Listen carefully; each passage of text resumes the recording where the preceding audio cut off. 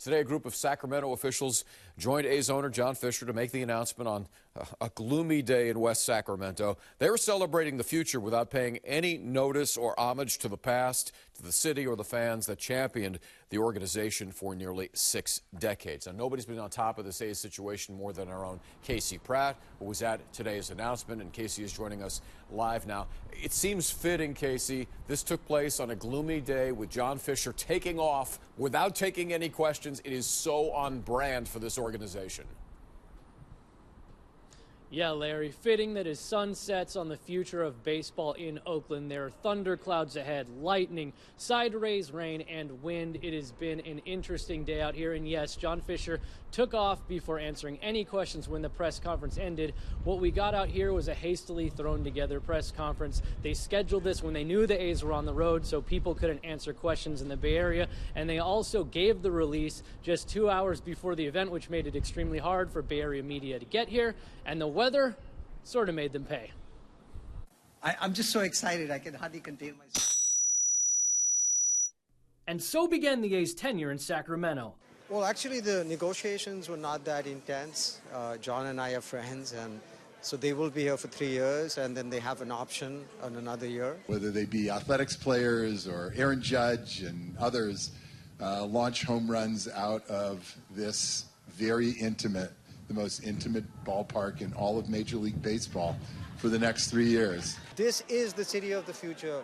We don't have to play second fiddle to any other city in the world. Ron Adive may not want Sacramento to play second fiddle to anyone, but the simple reality is that hosting the team for 3 years paves the path to Vegas. And in the interim, the A's won't even be adding the state's capital to the team name. Well, yeah, we're going to play as the Athletics, I think because we're kind of in an interim period. We can prove that there's a market here. We can make the team successful. I think we're in pole position to get the new franchise. Pole position's nice, but is there any assurances at all, or is this just something he said he would be willing to entertain? Yeah, no, there's no guarantee. And we're looking forward to this being our home until we move on to our stadium in Las Vegas in 2028. My sources tell me the city of Oakland offered the A's a $20 million per year deal contingent on a year of expansion exclusivity. That price was just too steep for the A's. I mean, we were just too far apart. It was not a competitive offer. And with the move comes the harsh reality, the human element.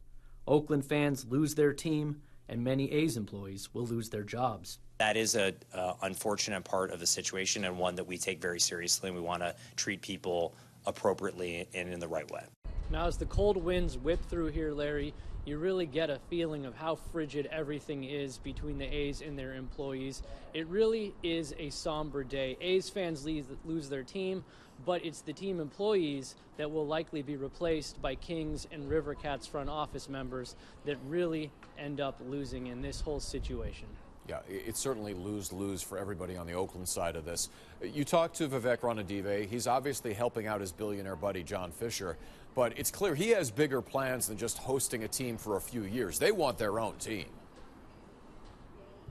Yeah, Vivek says that Rob Manfred, the MLB commissioner, told him that once the A's go to Las Vegas and maybe another market's figured out, he would like another team in California. Vivek thinks he has pole position on that team, but what he didn't do was negotiate expansion or any kind of guarantee for that in this deal. The city of Oakland, they held firm. They said, we're not signing anything until you tell us we will get a team, expansion, new owners, something like that. Vivek said, hey, let's just get the team here and see what happens. So now Kings fans, River Cats fans have to support the A's. Otherwise, they will not be considered a major league market. It's a tough sell when you have the lowest payroll in baseball and the worst team in baseball, Larry. As they continue to have. Casey, thanks so much for your reporting all day long.